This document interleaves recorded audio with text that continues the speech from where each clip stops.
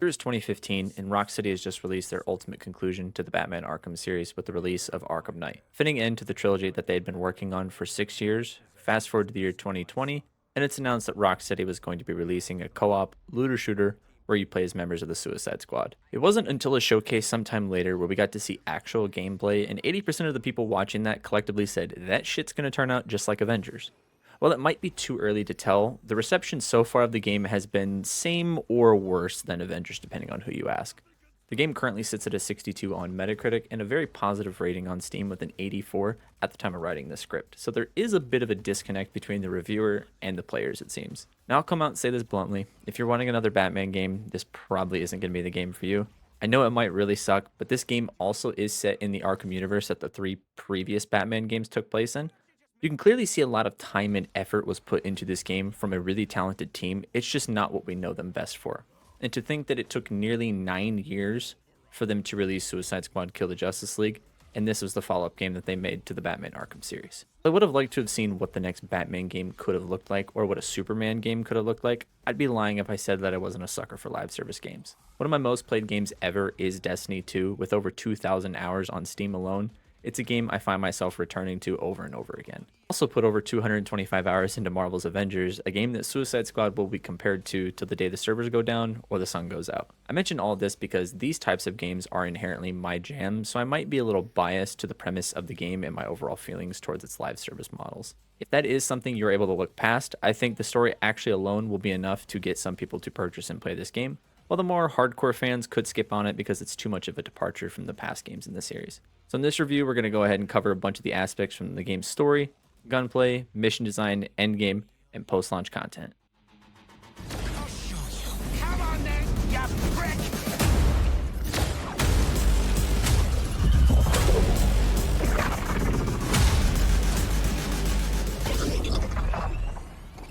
The story of Suicide Squad Kill the Justice League is simple. You play as members of Task Force X, either Captain Boomerang, Harley Quinn, Deadshot, or King Shark, and you're tasked by Amanda Waller, the leader of the Suicide Squad, to sneak into the city of Metropolis and kill the Justice League. What follows is a roughly 10 to 14-hour campaign, depending on how many side missions or Riddler trophies you want to sprinkle in.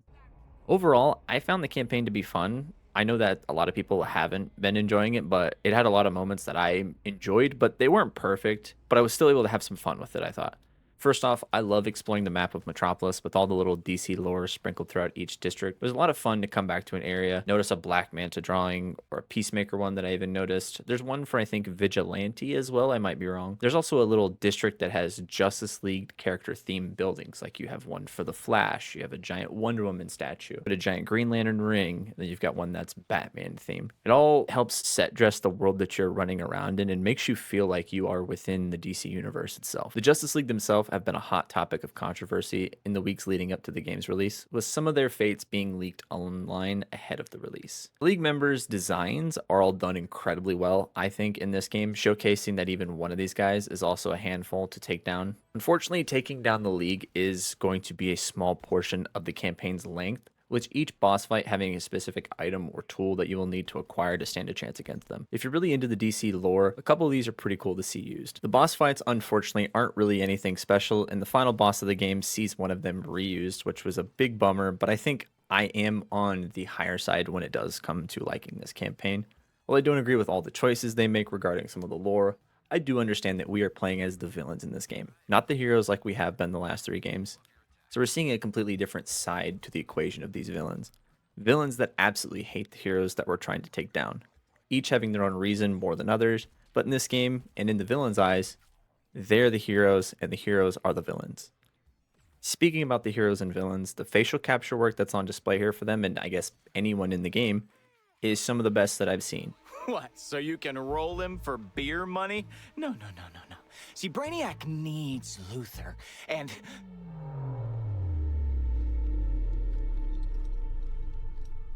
Oh, you know what? Hold on a sec. Hello, Brainiac? Is it happening now? Great. You will have Luthor ASAP. A lot of the time I found myself looking at the faces in the background during cutscenes because I loved seeing all the different reactions to what people were saying. Harley in particular got a lot of love in these scenes, and you can definitely tell a lot of time and effort was put into all the cutscenes. no matter the character. Tara Strong kills it as Harley. Deborah Wilson as Amanda Waller is just as dickish and manipulative as I know her to be, and she does a great job in the role. Kevin Conroy steals the show as Batman as he recorded his lines before his passing in 2022. Scott Porter as the Flash is doing his best real life Ezra Miller portrayal, and I'm all here for it. The mission structure that you'll be doing across the length of the campaign is something I think they could have spent a little more time on. More times than not, you're going to be protecting a car, saving civilians, clearing out enemies from rooftops, and I mean, that's all, or destroying data nodes. These four things are usually the crux of whatever mission that you're going to be doing, and occasionally you'll have different objectives sprinkled in, but I do think that there could have been a little more mission variety as well to spice things up. It should be a telling sign if I have at this point 45 hours into the game with the missions I just described. While that does include endgame playtime, the mission structure and objectives usually remain the same over the course of the game's story. You'll also unlock what is called support squad missions, which are given to you by members back at the Hall of Justice. These range anywhere from plant protection with Poison Ivy, capturing people for Penguin, or taking out enemies for Rick Flag. These are used to further unlock different aspects of the games like afflictions and crafting, which doesn't begin to really matter till you hit the end game, so it's something you can dive into early on if you would like to, but I wouldn't spend too much time on it or your builds. This is going to be the section of the review where I do talk about spoilers for the main story of the game in particular, the ending. So if you'd like to refrain from spoilers, go ahead, skip to the timestamp that you see here on screen now. So like the name of the game states, yes, we do end up killing members of the Justice League. And it seems to upset a lot of people. I don't think that people are mad that we actually kill members of the Justice League, but more so how it's done. Wonder Woman is the only one that doesn't end up getting captured by Brainiac, but dies fighting an enhanced Superman that is invulnerable to regular kryptonite. Wonder Woman is great in this game because she's the last member of the League, fighting against what were some of her closest friends, having to grapple with the choice to stop them by any means necessary. When we do start to take down the brainwashed Justice League, Captain Boomerang goes to piss on evil Flash after taking him down, but the rest of the squad stops him. Some people have said he does. It was raining in my game, so I couldn't really tell, so that scene didn't bother me. The fight, unfortunately, wasn't as eventful as I would have liked it to be. Green Lantern has a bullet put in his head after we take him down, and then King Shark uses his ring and tosses it in the water. Batman is taken down by Crane's fear toxin and the squad. Harley then proceeds to shoot Batman in the head to draw out Superman in a final confrontation with gold kryptonite that we acquired from Lex Luthor. The Superman boss fight is cool, but unfortunately, it just kind of happens and then it's over. There's no buildup like the last couple of members of the league did, which I found to be disappointing. I think had this game not been connected to the Arkham universe, I'm almost certain a lot of people's complaints wouldn't be there regarding, especially Batman in particular. Knowing comic book and DC lore, I'm not quite sure that these characters are gone entirely, because each time we defeat a member of the league, the body is teleported back to Brainiac. And also notice how Green Lantern's ring doesn't seek out a new host after we quote unquote kill him. Maybe I'm reaching and grasping at straws here, but I think that it's possible that these members or different league members could appear in some way, shape, or form as the game evolves throughout the seasons. There's also a touching tribute after the credits roll for Kevin Conroy, the Batman himself, spoken by Lois Lane, that pays respect to his legacy, as there's no way Rocksteady could have anticipated he was going to pass away before this game was released. Kevin was Batman for many of us growing up, and to see him play a dark, twisted version of Batman was something that he himself had always wanted to do with the character after you've played him for so long. Enough about the Justice League. What about the big bad Brainiac himself? Well, he's mostly reserved for setting up the endgame content. And I'm not joking. I go more in depth in the endgame portion of the review, but Brainiac, who's voiced by Jason Isaacs, who many of you know as Draco Malfoy's dad, I thought he looked really cool. His design was definitely a departure from the source material, but I like that they went for a more alien look this time around. I just wish that we could have seen more of him in the main game instead of him being this infinite endgame boss that constantly shit talks you.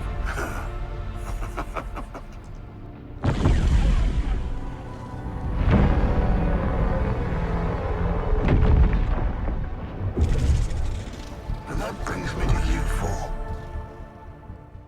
One area of this game that I think really excels is the loot game. While it really isn't going to mean much early on in the game, as you're still going to be building out your character, the more levels you gain, the better loot you're going to start to see. One of my biggest issues with Avengers and more recently Redfall was the lack of identity when it came to the loot that you were finding in the map. Most of the time in those games, the loot would only increase stats and damage by a certain percentage. While some of it is still here in this game to some capacity, you start to see gear that's called notorious items. that have specific traits that only these weapons have. For instance, the deluxe edition came with a black mask weapon set that you could use right off the rip, and these guns carried my characters through a lot of the early portions of the game. The special perk on the weapons is that when you hit 3 separate targets, it will then ignite these enemies into a ball of fire, causing burn damage over time. There's also another that I've seen, it's called the Bizarro set, particularly a shotgun that I have. The weapons are also not able to be used all by the same characters, so certain characters can only use certain weapons. For instance, Harley can only use pistols, SMGs, and light machine guns, whereas Deadshot is more equipped to using snipers and assault rifles. The weapons themselves all feel great to shoot, the aiming feels snappy, albeit there is a lot of heavy aim assist in some instances,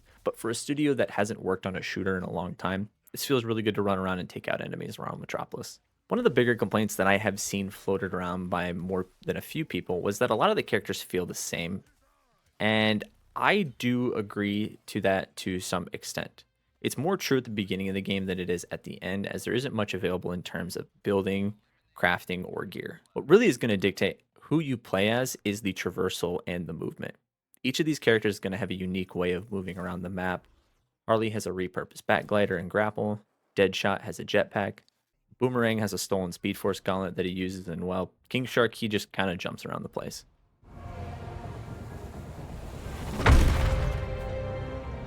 Well, tickle me stupid. Sharks can fly.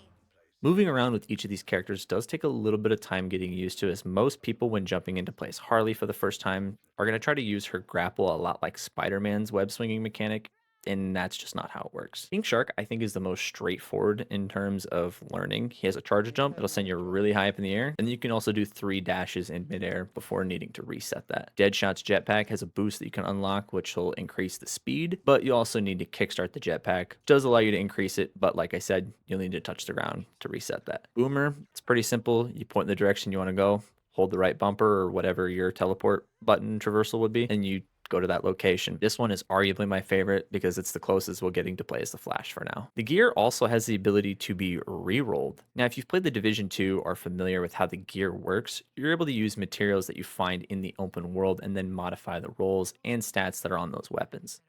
This is unlocked later in the game once you meet Toyman, and he will give you the ability to further enhance your weapons. And after some of his support squad missions, you unlock more and more mods that you can choose from when upgrading your arsenal, allowing you to really fine tune your gear to whatever build or playstyle you're going for. Then there's also Poison Ivy, who can apply afflictions to your grenades or melee weapons. Afflictions are this game's status effect like burning, poison, ice, and electricity. Poison is the frenzy for Bane. You can also capture Penguin early on, and he ends up being a gunmaker and crafter. He is useful early on, but once you unlock Toyman, I do think he kind of becomes obsolete because Toyman can do what he does, but just better. The skills in your arsenal are mostly just about building up your character's abilities and combo meters. For instance, when I'm playing as Harley, I have a better chance at dropping grenades if I'm going in for melee attacks, and that's something that Harley's build can really lean into, having just a metric shit ton of grenades spawning at all times. I don't think that the skill trees are too deep, but they do allow you to play around a little and tailor the character's style to something that you might like, and if you want to try something, you can go ahead and just select the edit skills and move them around so you aren't necessarily locked into a certain playstyle once you select it. It really does boil down at the end of the day to being what is the fastest way to build up your combo meter, because that's what all of the skill tree is about, is building up that combo meter and how effective they will be within those areas. That's the real difference maker. There's also a mastery skill tree that you can start to dump points into once you hit level 30 with any of your squad members. This acts as sort of an infinite level of progression that you'll begin to dump points into for small buffs for your damage, your experience, or the amounts of shield that you have. Think of it like the Paragon board from Diablo or Vault ranks in Borderlands. Character customization is also going to be where this game makes a good chunk of its money, as there's an in-game item shop that will allow you to purchase a currency for real-world money that you can then use to buy skins for one of the 4 characters. This isn't something that I normally spend a lot of money on in games unless there's a skin from a particular movie or a particular design from a comic. There's some free skins and customization items that you can unlock by doing Riddler trophies and traversal challenges around the map. A lot of these free customization items unfortunately aren't anything special, they kind of suck. I suspect a lot of the better looking free items are going to come in the forms of the seasonal battle passes that this game is going to have. Each season is going to launch with new characters, with Elseworlds Joker releasing sometime in March, along with a free and paid tier of a battle pass that is full of only cosmetic items. And the best part about these battle passes is that they never expire. So if you pick up the game starting in season 3, you can still start and unlock all the items from season 1's battle pass, which is something that Halo Infinite does, and I really hope that more games follow suit. It alleviates that FOMO that a lot of people will have nowadays, with nearly every game having some sort of battle pass that's vying for your attention. I think the game could have used a few more free cosmetic items, but like I said, those will come with the battle pass and skins soon. It really just depends what Rocksteady and the art team cook up for these skins. I'm gonna throw in a little random section here. I call this one social aspect. Did you know that you can invite your friend's characters to replace the bots on your team, even if that friend isn't online? All you have to do is go to Rick Flag in the Hall of Justice, select the social squad feature, find the friend that you want to add to your game, and that will bring a bot of their character that has the same outfit and the same loadout your friend has because it is their character. And the best thing of it all is the bot can earn loot for that player. How much loot does it give you? I'm not entirely sure. I just think that's a really cool feature that the game doesn't tell you about. There's also a clan feature that allows you to create and join clans to earn daily, weekly rewards. I had no idea about this until I was browsing the menus, and so I decided to create my own. I'm showing it here on screen, so if you would like to join, go ahead, add, join. I'm not sure how the hell that works. If I got to send you an invite, drop me a comment below and I can do so. I want to take a bit of time to talk about the end game of Kill the Justice League. So to properly talk about the end game, there will be some spoilers to follow. So if you'd like to avoid those spoilers, you can go ahead and skip to the timestamp that is on the screen now. Once you near the end of the main story and have defeated all the Justice League members, you are left with taking down the big bad himself, Brainiac. Well, that's what you think. Late in the game, it's revealed that there are actually 13 Brainiacs spread across the multiverse, working in tandem to enact their plans in each universe. And it's our goal to go down and hunt down each and every single one of them. So there's 13 Brainiacs just to go and take down. So the whole last act of the base game is essentially a setup for the end game and the future seasonal contents, getting you familiar with the mechanics instead of introducing them after the main story has been finished. Like I said, the final boss is just sadly a reskin of the Flash boss fight. He uses a lot of the same moves he did, and the game itself doesn't exactly stick the landing story wise. And in order to access the end game content, you're going to need to collect a currency called Promethium that you'll have to pay to access these missions. A little silly, but once you're given access to the endgame loot, you'll start to see a little bit of the potential that this game could have moving forward. Yes, the endgame content is very, very, very repetitive, but you're at least still getting new tiers of loot as well as increasing your crisis rank. These objectives do run their course after a couple times running them, and they're currently the only way to increase that rank. So easily the best mode for me is the time-based survival horde mode that sees you loading into a stage on Earth 2 and trying to survive for as long as you can, or bowing out early, taking the portal once you feel like you've met your match. If you aren't able to reach the exit portal in time or die beforehand, you'll end up losing all the loot and gear that you would have earned had you extracted successfully. This mission is a lot of fun to test out some of your end game gear. Enemies and damage do scale the higher and higher up that you do go. A lot of people are going to be farming this for that Bane set, which is the Season 0 villain set that everyone can earn. And this gear set leans into applying afflictions through Venom, which is the Bane set modifier. To start on Mastery level 1 with a lot of these missions, depending on your build, will be able to jump up faster and faster in tier because you have to complete each previous level of the missions to move on to the next tier. So get used to running these missions because you're going to be doing it a lot. One of the weirder aspects of these endgame missions are the modifiers that start to get added once the tiers get higher and higher. These modifiers can go anywhere from when an enemy damages you, they begin to heal, or the most annoying of them all, which makes enemies immune to afflictions, which is a core component to most endgame builds. And seeing as that's what the Bane build resolves around on, it seems a little counterintuitive to me. So if you want to grind unto your heart's content with the crisis levels, you can go ahead and do so. I just hope more activities get added when Season 1 launches sometime in March, which does look to bring along more gear sets and weapons to earn, so that's a good sign to see, as well as new episodes, which I'm not sure how those are classified as endgame content or not, but really, it's up to Rocksteady to land that post-launch content roadmap and deliver it on time. I normally do these at the start, but I'm experimenting with maybe putting it towards the back half. So this is going to be the technical block for Suicide Squad Kill the Justice League. I've spent 45 hours with the game. Overall, the technical performance on the PC side of things was okay, but I did have a few issues here and there.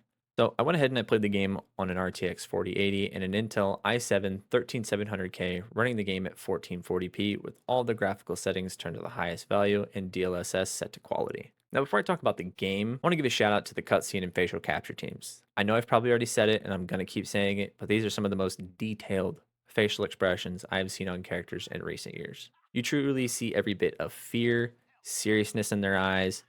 One of my favorites is actually Harley's pom poms on her classic suit and how they move around instead of being static. The game also does have a full day and night cycle, which means cutscenes and missions can be affected depending on the time of day or the weather that you're currently experiencing. I feel like all that's best to illustrate this because under the hood, Rocksteady is doing a lot with the game, and the fact that I'm getting a solid 80 to 90 frames in most instances with 4 players on screen in an open world metropolis is pretty damn impressive.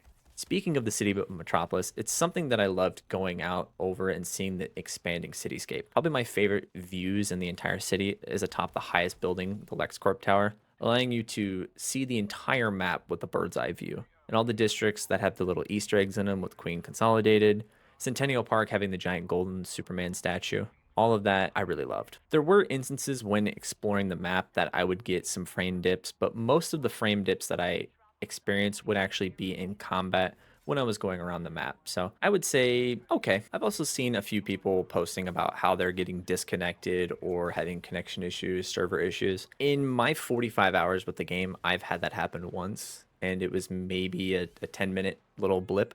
It might have been my internet, it might have been something on their end, but I don't think it's necessarily nearly as bad as people are making it. Yes, I think this game, not even I think, this game should have launched with an offline mode and not required a constantly online always connection. That is one thing Rocksteady have said they do plan on adding in the future, but I think if Rocksteady can tighten up the overall performance of Suicide Squad Kill the Justice League, they're off to a lot better start than I guess the previous games that had to spend a lot of time fixing or buffing or righting the ship of the broken launch product they'd released. So the overall performance, Suicide Squad Kill the Justice League off to a strong start with some of the best performance capture and face models, and the people working on the game deserve a lot more credit than what people are giving them. As I begin to wrap things up here in the review, I think that the future of this game is going to be pretty uncertain outside of the already announced 4 seasons that we are getting. There have been leaks and talks about some of the characters that we might see down the line, as well as teases for future content that could be coming to the game. If you've been paying attention to the review, you might know what I'm talking about. The story and presentation value coupled with some damn good facial animations make for a pretty game to look at. And when you're watching those cutscenes, you can really see where a lot of time and effort went to make this look exceptionally well. While on the other hand, the mission variety and mission design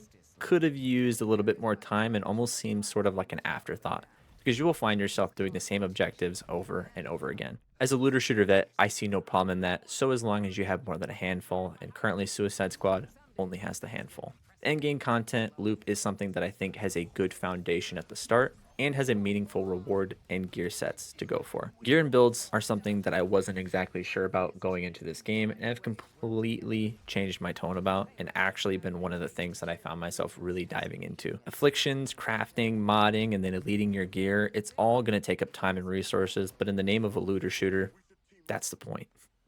While I think this could be one of the last times that we see a largely single-player studio take a swing at a big live service game, I found what Rocksteady did here to be enjoyable and fun.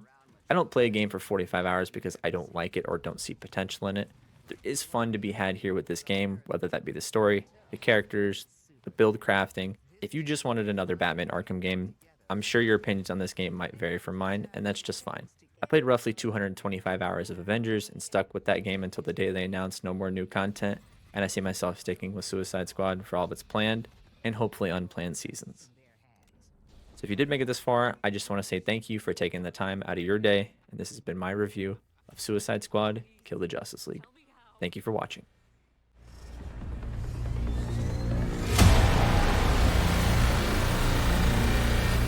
You have to kill us, Diana.